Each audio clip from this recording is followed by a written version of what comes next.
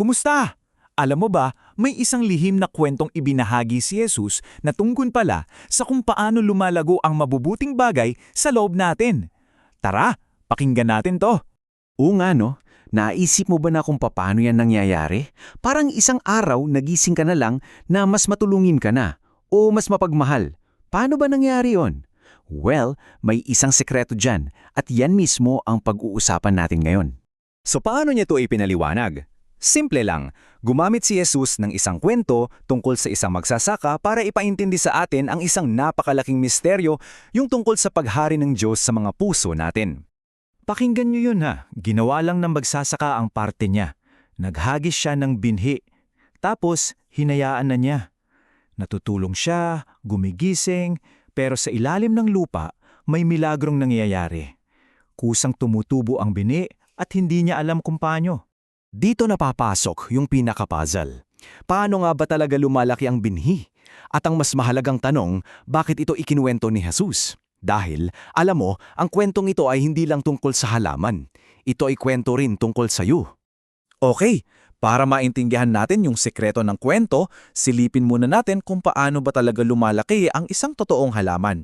Kasi yung mga clue, dito natin makikita.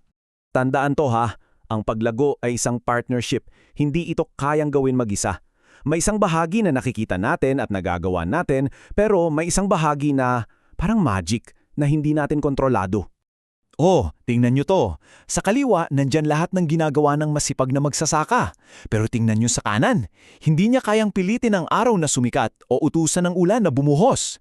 At higit sa lahat, hindi niya kayang bigyan ng buhay yung binhi. Ang kapangyarihan na yon, galing lang sa Diyos. At dito na, nagiging personal ang lahat. Isipin mo na ikaw ay parang isang binhi at yung puso mo, yan ang iyong harden. Halos pareho, di ba? Sa kaliwa, nandyan ang parte natin, yung pagpili na matuto, maging mabait at tumulong sa kapwa. Pero sa kanan, nandyan yung lihim na tulong ng Diyos. Siya ang nagbibigay ng araw at ulan sa puso natin para ang maliliit nating gawa ay tunay na lumago at mamunga. So yun yung punto, ang maliliit nating pagsisikap ay nagiging napakalakas dahil sa tulong ng Diyos. Hindi tayo nag-iisa sa paglago natin bilang tao, partnership talaga. At may isa pa tayong aral mula sa halaman, hindi ito minamadali. Walang binhi na naging puno kinabukasan. Ganun din tayo, ang paglago natin ay isang proseso, step by step. Kita nyo, may mga stage, may mga yugto. Bawat isa mahalaga at hindi pwedeng laktawan. Kailangan lang talaga ng pasensya, parang isang magsasaka na matiagang naghihintay sa kanyang pananim. Ang ganda, di ba?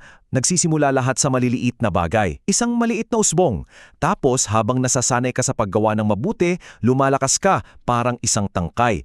Hanggang sa dumating yung araw, yung kabutihan ay parte na ng kung sino ka. Handang-handa ng anihin at ipamahagi sa iba. So malinaw na, lumalago tayo. Okay? Pero para saan? Bakit? Ano ang pinaka-purpose ng lahat ng paglagong ito?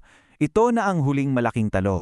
Sagutin mo to, nagpapakahirap ba ang mais na tumubo at magpalaki ng bunga para lang sa sarili niyang kapakanan? Para lang maging maganda siyang tingnan sa bukid? Siyempre hindi. Lumalaki yan para maging pagkain, para magbigay buhay sa iba. Ang bunga nito ay para sa iba. Ganon ang disenyo ng Diyos. At ganon din pala tayo, ang paglago natin sa kabutihan ay hindi lang para sa sarili natin. Ito ay para maging pagpapala tayo, para maibahagi natin sa mundo yung pagmamahal na lumalago sa loob natin. At ano ba yung mga bunga na yan? Well, ito ang ilan sa kanila.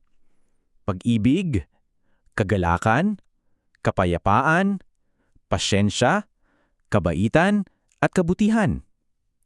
Ito yung mga katangian na lumalago sa atin kapag hinahayaan natin kumilos ang Diyos sa buhay natin. At ito rin yung naipapamahagi natin.